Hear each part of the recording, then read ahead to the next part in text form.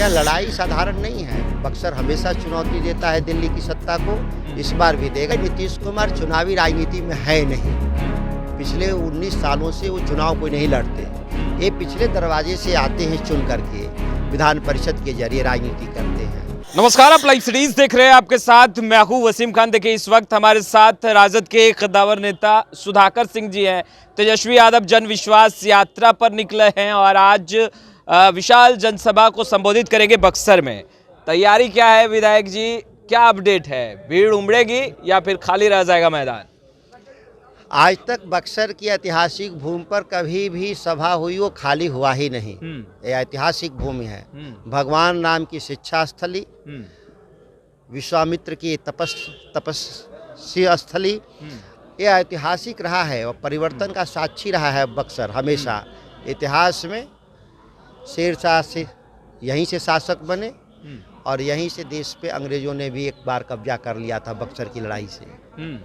यह लड़ाई साधारण नहीं है। बक्सर हमेशा चुनौती देता है दिल्ली की सत्ता को, इस बार भी देगा। और तेजस्वी जी के नेतृत्व में आप देखिएगा ऐतिहासिक सभा होगा। सदन के अंदर मुख्यमंत्री नीतीश कुमार काफ़ी अटैकिंग दिख रहे हैं आप लोगों पर और ख़ास तौर पर राजद पर। कहते नज़र आ रहे हैं आप लोग मुर्दाबाद ही करते रह जाइएगा, चुनाव आएगा जीरो पर आउट होना है।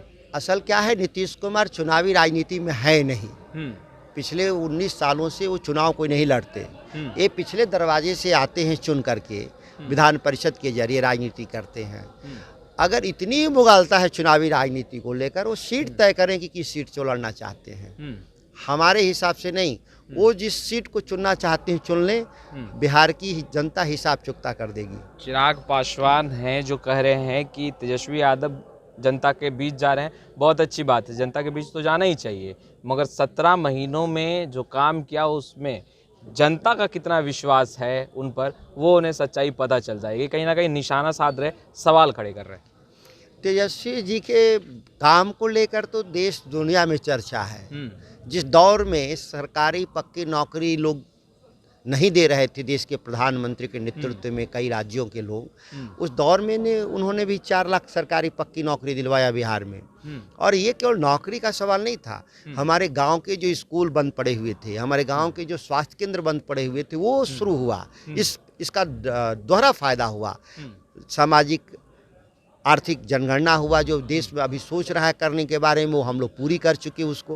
तो ये असाधारण काम है 17 महीने में।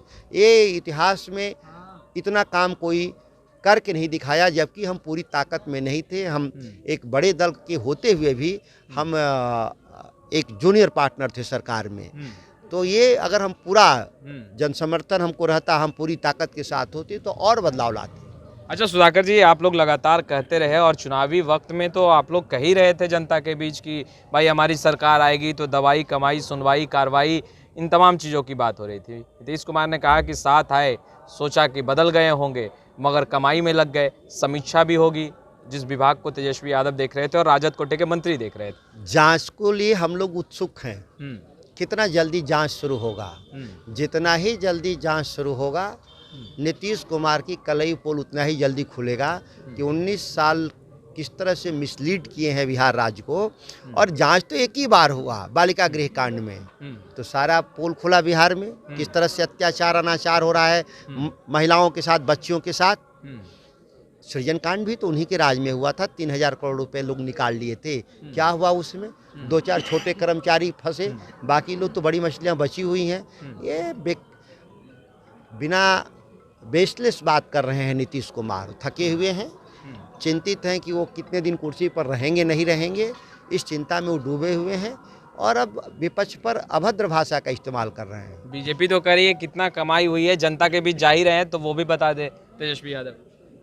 भाजपा के लोग कह रहे हैं जी, सबको मालूम है इस देश में सुप्रीम कोर्ट पकड़ा है इन लोग का गला कि 6500 करोड़ रुपया आपके पार्टी फंड में इलेक्टोरल बॉन्ड कौन दिया पैसा, कौन कौन बेईमान लोग आपके पार्टी फंड में दिए हैं 6500 करोड़। सुप्रीम कोर्ट तो मांग रहा है हिसाब, भारतीय जनता तो पार्टी भाग रही है। हिसाब देगी, समझ में आ जाएगा कि कौन पैसा लिया है। लालू जी दरवाज़ा फिर से खोल दिया उन्होंने कहा कि दरवाज़ा खुला हुआ है, राजनीति में दरवाज़ा बंद नहीं होता है। बेशक नीतीश कुमार आएंगे तो विचार किया जाएगा, मुस्कुराते हुए वो। कहाँ हम लोग कह रहे हैं कि गद्दी खाली है। दरवाजे खुला होना और गद्दी खाली होना दोनों में अंतर है।